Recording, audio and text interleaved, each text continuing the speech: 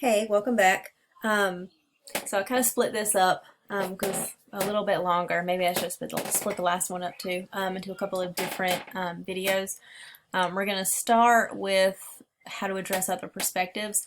You may have thought about or should have thought about already what other perspectives, which could be not necessarily like for or against, or right or wrong, or agree or disagree kind of perspectives. But remember, you have to think about where the conversation is or what the conversation is. If it's about different causes for to a problem, different effects of a current policy or behavior. If it is kind of for or against an idea, it could be about arguing over what some different or debating over what some different solutions are. So perspectives can be a couple of different things. It's just really getting at what people are talking about, like what are the different ideas or concerns.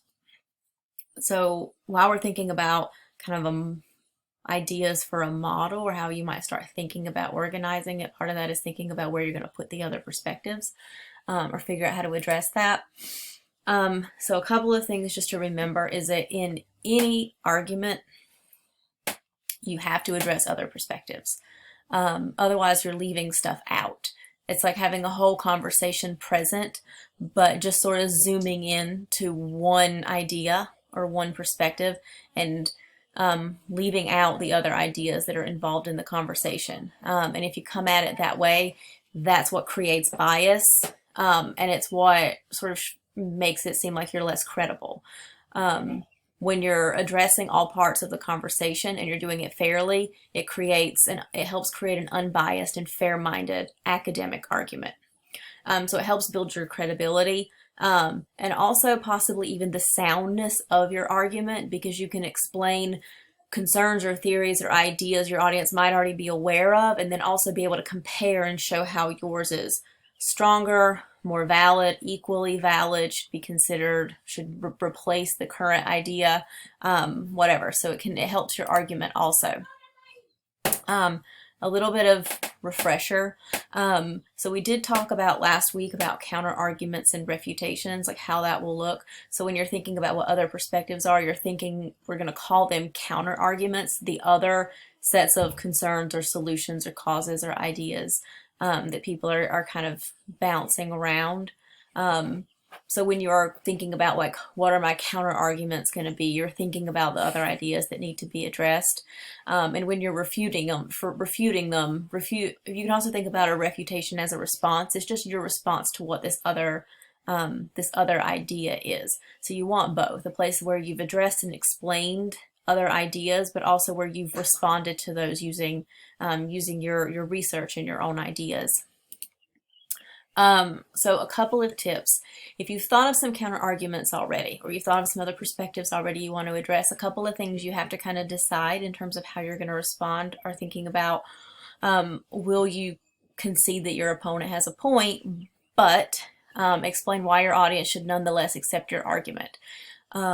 So if your argument has a certain concern or believes something, you could say, well, this is understandable that they think this. However, this is why my idea is going to work better. Will you reject the counter argument altogether and explain why it's mistaken? So sometimes if you're clearing up misconceptions or coming at it that way, you're explaining what the counter argument is, you're explaining where this idea comes from, and then you're explaining why this is faulty or why this is incorrect. Either way, the goal is to address other perspectives and be fair and point out good where there is good, again, to show that you're being fair and that you're not being biased, but then to ultimately explain why your argument is stronger, or at least equally valid and should be considered. Just a couple things about wording. When you're summarizing those opposing arguments, be charitable.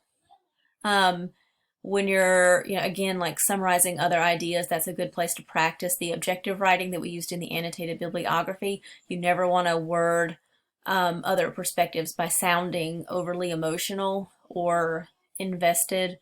You want to make that part very objectively worded. That's again how you reveal or reveal bias that you have.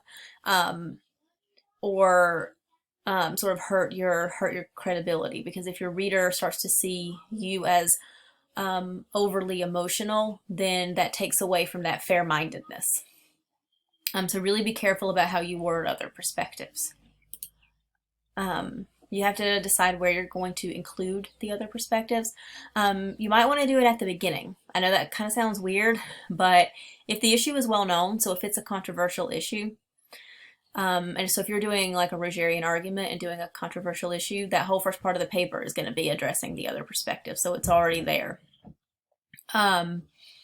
If it's already well known, your audience is kind of going to be waiting on you to address it, and especially if they think really strongly on the other side, they're going to be waiting to the point that it might be distracting for them, waiting on you to address their concern or to show that you understand where they're coming from. So that's something you should take care of first.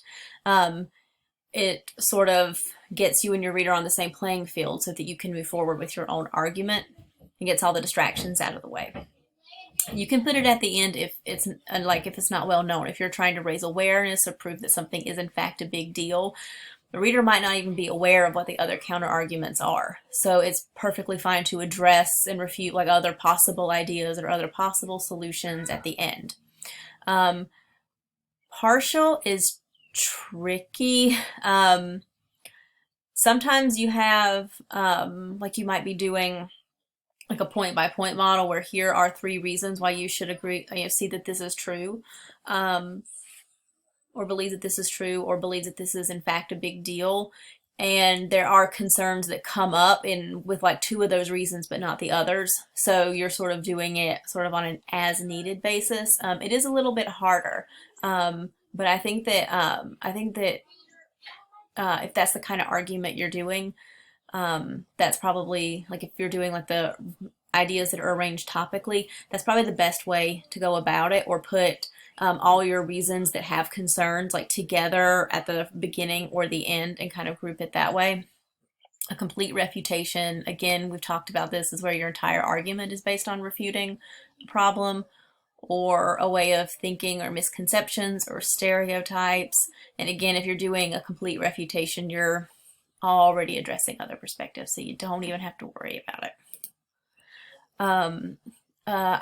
This is new, so a couple of types of or ways your refutation might look, and I want to cover this for the sole reason that sometimes people are addressing other perspectives and they don't think that they are. We tend to assume that it's this, the specific refutation, that it's one or more like specific points or specific experts or a certain source, and so you have to say according to this, according to Dr. So-and-so at this university, and you have to refute that. Sometimes refutations are general. It might be that you're arguing, you're writing a paper about AI, and you're talking about general like social fears people have. So you're addressing other perspectives. Sounds something more along the lines of, some argue that, or many Americans are afraid of this, or in popular or current films it shows that we are afraid of this, and you go through examples. That's still addressing other perspectives and getting at different parts of the argument. So it's okay if you're doing it in a more general sense, because it's more of a big group think, as opposed to a specific, like according to this person, or according to this source. Okay, take a few minutes, and I'm not going to stop the video here, so you're going to pause and just kind of continue on, and just spend a few minutes addressing what other perspectives again, if you have new ideas or you've changed anything or come up with new stuff, other perspectives you might want to address that you've been thinking about, how much of your essay is going to be focused on it. So do you have lots of other perspectives, or do you have, general, fears or concerns you want to address?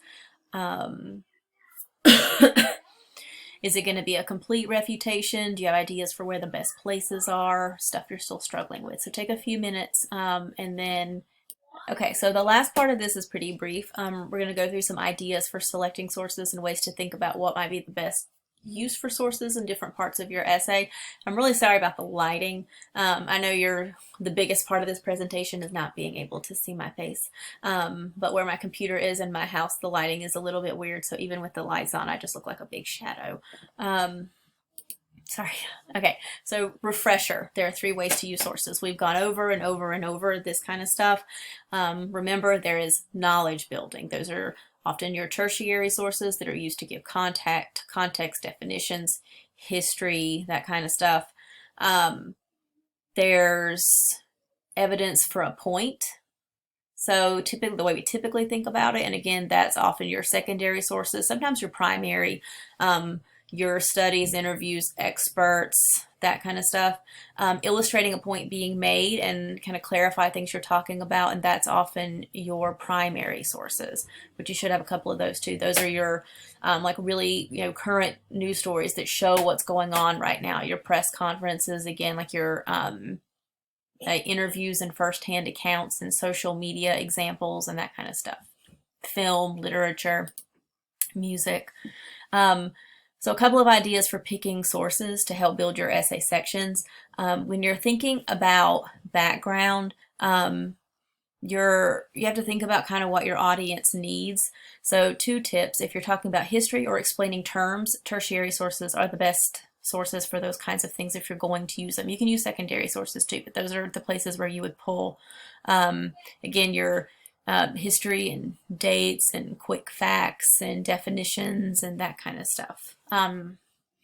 If your audience needs to see what the current debate is, that's also kind of considered background, because you're catching the reader up and you're explaining what the current debate is, what's going on right now, kind of setting the scene for the rest of the paper. And that's pretty common essay section to have. Hint, hint, wink, wink.